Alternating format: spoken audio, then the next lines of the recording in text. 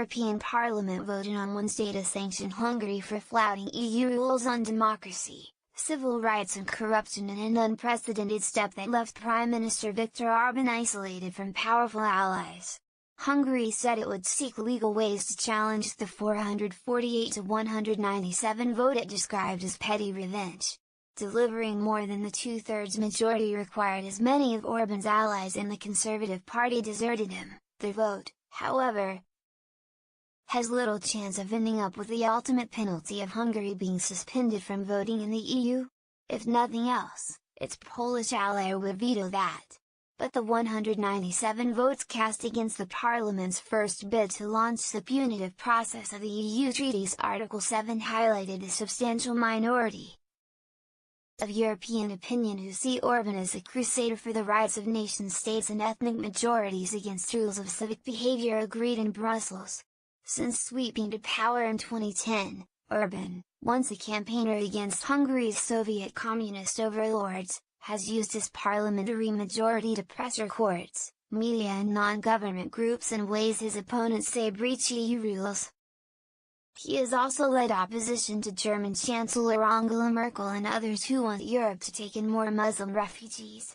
Today's European Parliament decision was nothing else but a petty revenge of pro-immigration politicians against Hungary, Foreign Minister Péter Szijjártó told a news conference in Budapest. The decision was made in a fraudulent way, and contrary to relevant rules and European treaties.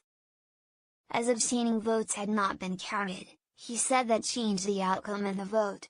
With Britain about to leave the bloc altogether in March and Europeans voting in European Parliament elections in May, the row over Hungary, and Poland, which faces a similar sanctions procedure launched by the Executive European Commission in 2017, highlights tensions between nationalist and federalist camps. In France, where President Emmanuel Macron is campaigning for next year's European elections in direct opposition to Orban, an Élysée source said the vote was a good signal. Hero Judith Sargentini, the Dutch Greens lawmaker who steered the proposal through, said after the historic vote, Viktor Orban's government has been leading the charge against European values by silencing independent media, replacing critical judges, and putting academia on a leash. Individuals close to the government have been enriching themselves, their friends and family members at the expense of Hungarian and European taxpayers, she said. The Hungarian people deserve better. Sargentini praised support for her motion from much of Orban's European People's Party in the chamber. The EPP includes Merkel's Christian Democrats, and she called on governments in the EU's Council to now take the unprecedented step of sanctioning a fellow member.